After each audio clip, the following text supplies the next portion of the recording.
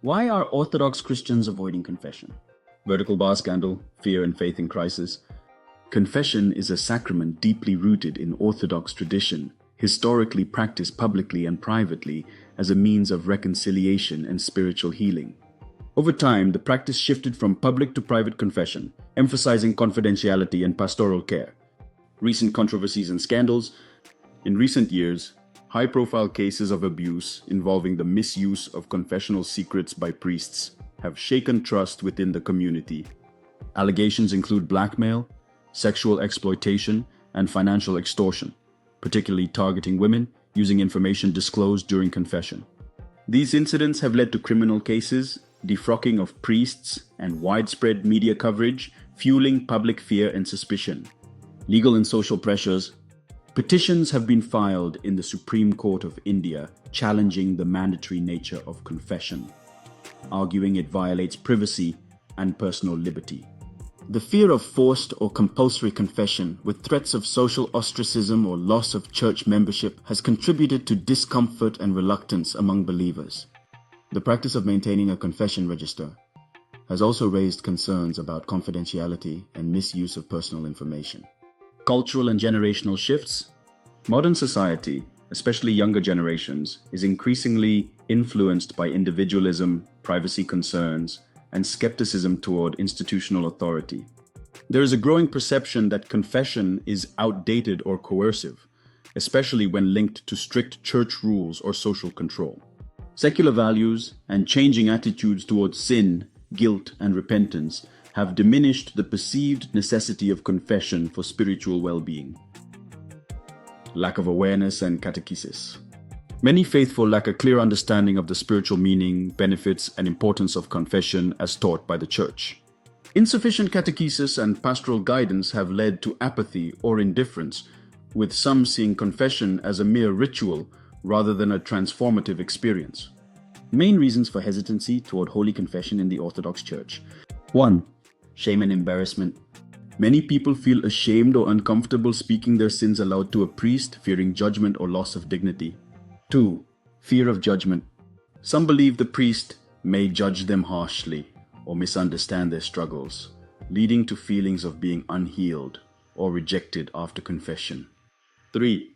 Pride and self-justification. Pride prevents individuals from admitting faults.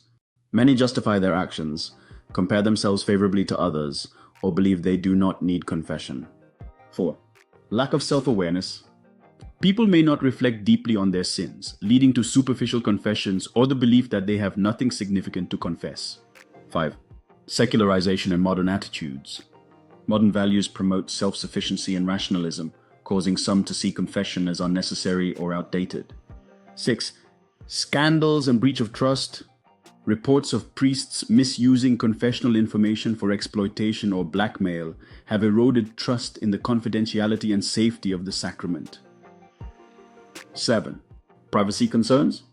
Legal and social debates about the mandatory nature of confession and its perceived intrusion into personal privacy have increased hesitancy.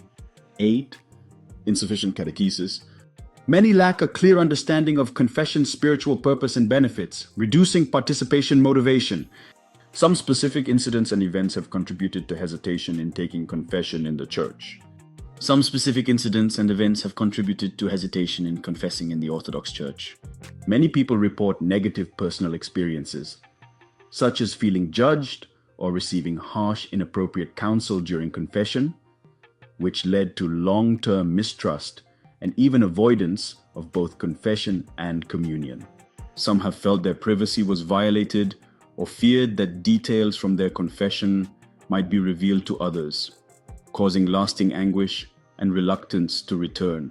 There are also accounts of priests pressing for unnecessary information, making penitents feel deeply uncomfortable or violated, further discouraging participation.